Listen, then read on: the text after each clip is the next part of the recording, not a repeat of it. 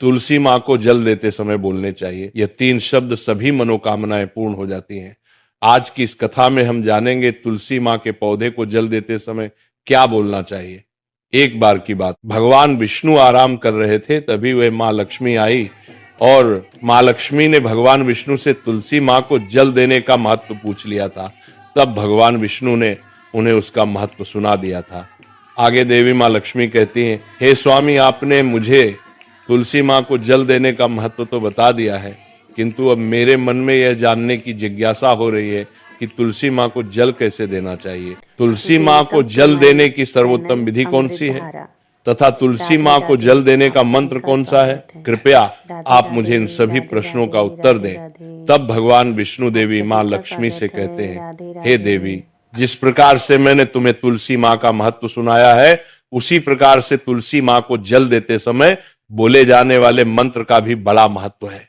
यह मंत्र केवल 3 शब्दों का है, किंतु इसका प्रभाव बहुत कल्याणकारी है। जो भी इंसान प्रतिदिन तुलसी माँ को जल देते समय अपने मुख से केवल ये 3 शब्द बोल देता है, तो साक्षात माँ लक्ष्मी उसके घर में प्रवेश करती है, उसकी दरिद्रता समाप्त हो जाती है, उसे धन धान्य की प्राप्ति होती है।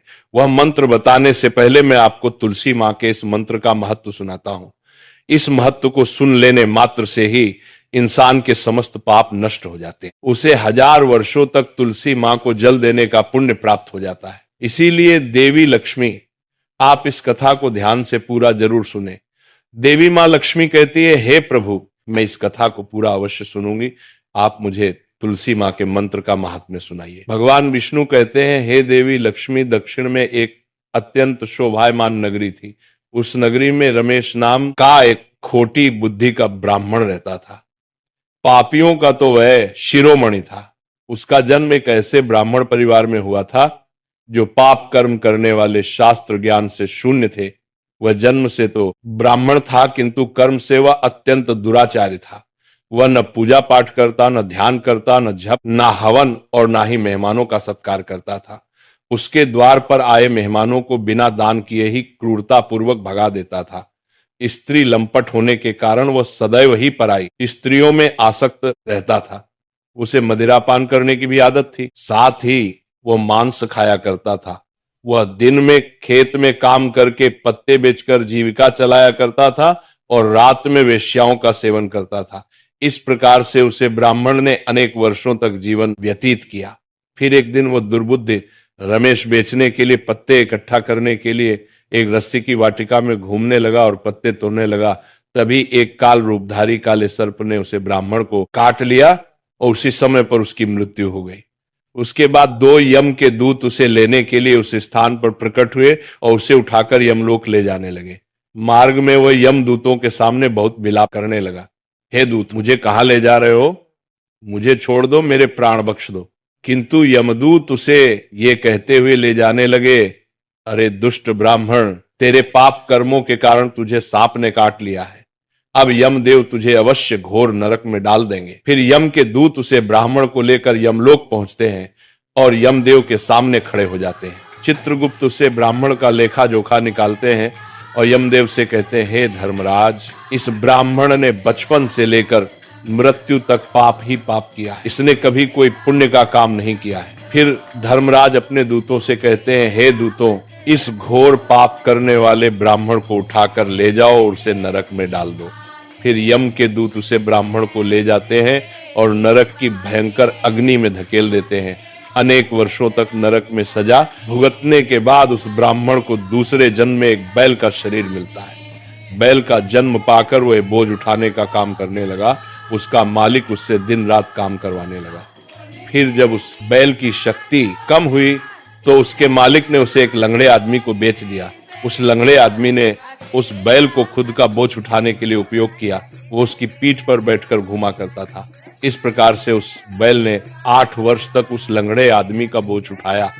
फिर एक दिन वह लंगड़ा आदमी उस बैल की पीठ पर बैठकर किसी ऊंचे पर्वत पर जाने लगता है। उस पर्वत पर बहुत देर तक चढ़ने के कारण वो बैल बहुत थक गया, उसकी शक्ति क्षीण हो गई और कुछ समय बाद वह बैल बहुत जोर से मूर्छित होकर जमीन पर गिर पड़ा और अंतिम सांसें लेने लगा।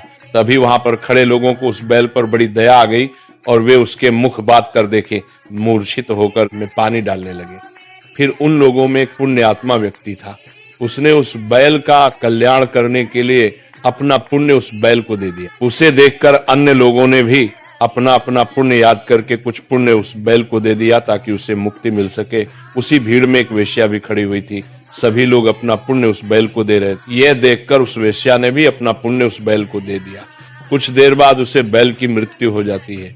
फिर उस स्थान पर यमदूत आते हैं और उस बैल के शरीर से उस ब्राह्मण की आत्मा को निकालकर यमलोक ले जाते हैं। यमलोक ले जाने पर उसे यमदेव के सामने खड़ा किया जाता है और फिर चित्रगुप्त उसका लेखा जोखा देखते हैं तो वे आश्चर्य में पड़ जाते हैं। उस वेश्या के द्वारा उस बैल को दिया हुआ पुण्य बहुत बड़ा होता है। उस पुण्य के प्रभाव से सभी जन्मों के पाप नष्ट हो जाते हैं। फिर यमदेव उस ब्राह्मण के सभी पाप क्षमा करते हैं और कहते हैं, हे ब्राह्मण, उस वैश्या ने तुझे अपना पुण्य देकर तुझ पर बड़ा उपकार किया है।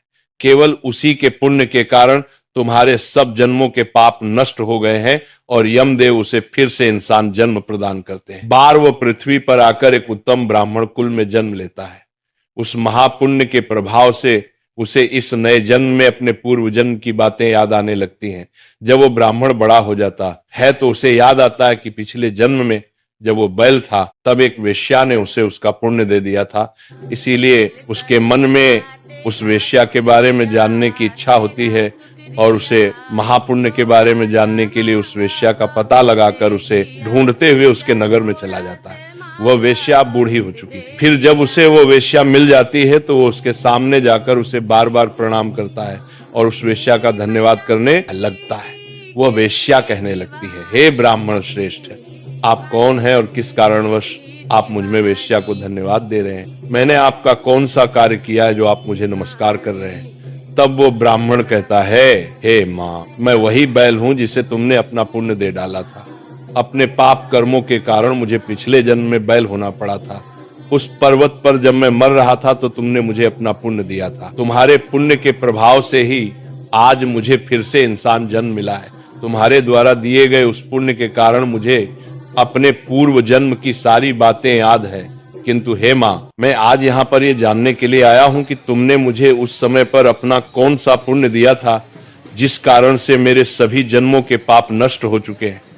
मैं उस पुण्य के बारे में जानना चाहता है। तब वेश्या ने कहा, हे ब्राह्मण श्रेष्ठ, मैंने तो अपने जीवन में कोई पुण्य के काम नहीं किए हैं, किंतु मेरे घर में एक तोता है जो पिंजरे में रहकर हमेशा कुछ बोलता रहता है, जिसे सुनकर मेरा अंतकरण पवित्र हो गया है। उसी तोते के द्वारा बोले गए मंत्र का पुण्य मैंने तुम्हें दान में दिया था। फिर वह वैश्य और वह ब्राह्मण उस तोते के पास जाते हैं और उसे पूछने लगते हैं, हे शुक, तुम कौन सा मंत्र बोलते रहते हो जिससे हमारे जीवन का उद्धार हुआ है? यह मंत्र तुम्हें किसने सिखाया और इस मंत्र का क्या अर्थ होता है? तब उस तोते ने अपने पूर्व जन्म का वृतांत सुनाना आरंभ किया। वह तोता कहने लगा, हे ब्राह्मण श्रेष्ठ, पिछले जन्म में मैं एक ब्राह्मण था। मैं अपने ज्ञान के अहंकार में अंधा हो चुका था। मैंने कभी गुरुजनों का आदर नहीं किया, सदैव ही उनका अपमान किया।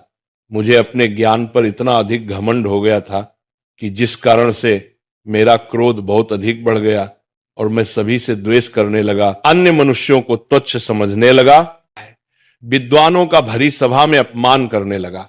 फिर कालांतर में मेरी मृत्यु हो गई और मुझे यमलोक ले जाया गया। पूज्य जनों और गुरुजनों का अपमान करने के कारण मुझे तोते के कुल में डाल गया और मेरा जन्म एक तोते के रूप में हो गया। मेरे पाप कर्मों के कारण छोटी अवस्था में ही मेरा अपने माता पिता से हो गया।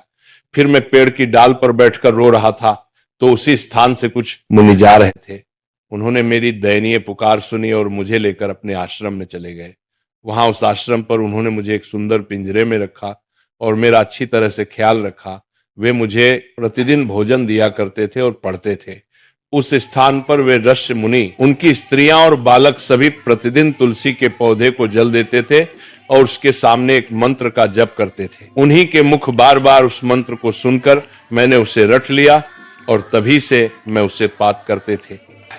मंत्र को जान गया हूं और वही मंत्र मैं दिन रात बोलता हूं।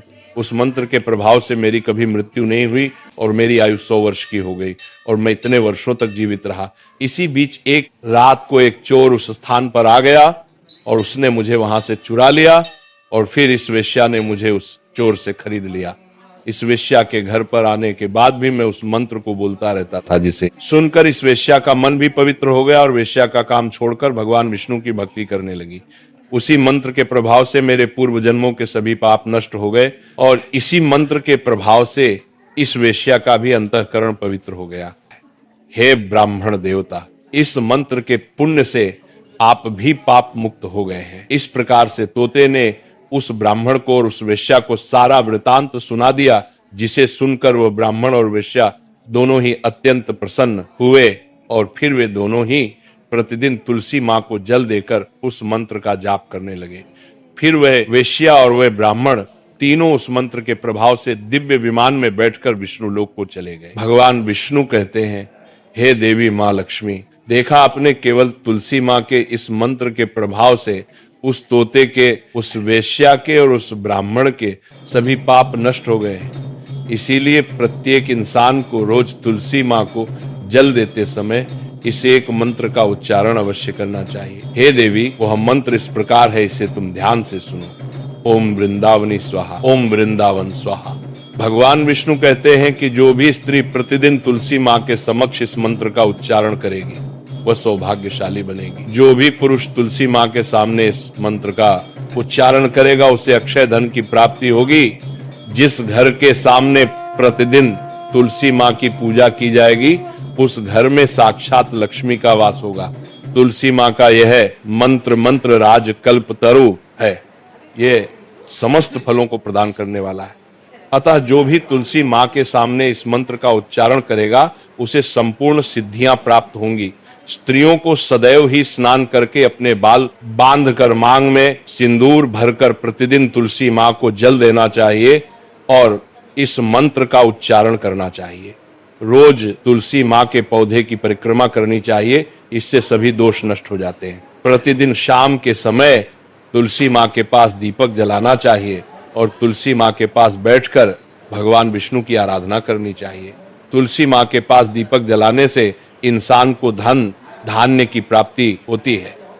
हजारों अमृत के घड़ों से नहलाने पर भी श्री हरि को उतनी तृप्ति नहीं होती जितनी वे मनुष्यों के द्वारा तुलसी मां का एक पत्ता चढ़ाने से प्राप्त करते हैं। 10,000 गाय के दान से मानव जो फल प्राप्त करता है वही फल तुलसी मां पत्र के दान से पा लेता है। जो मृत्यु के समय अपने मुख में तुलसी मां पत्र का जल पा जाता है वह संपूर्ण पापों से मुक्त होकर भगवान विष्णु के धाम जाता है।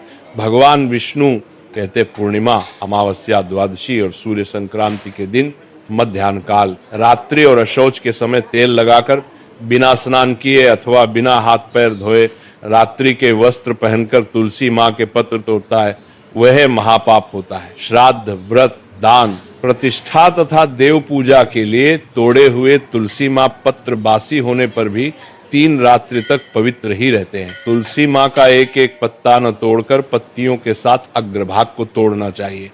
तुलसी मां की मंजरी सब फूलों से बढ़कर मानी जाती है।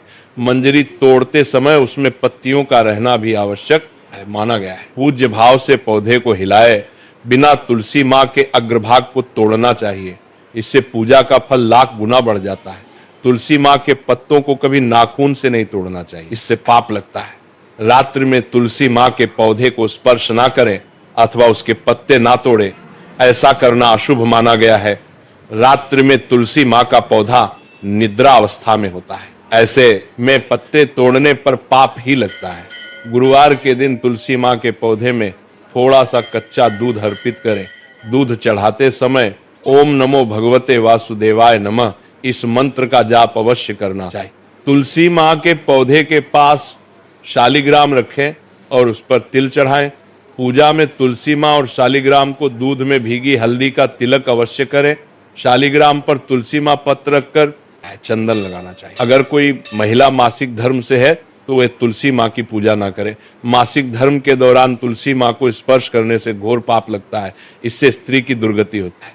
तो भक्तों, इस प्रकार से भगवान विष्णु ने देवी मां लक्ष्मी को, तुलसी मां को जल देने के मंत्र का महत्व सुनाया है।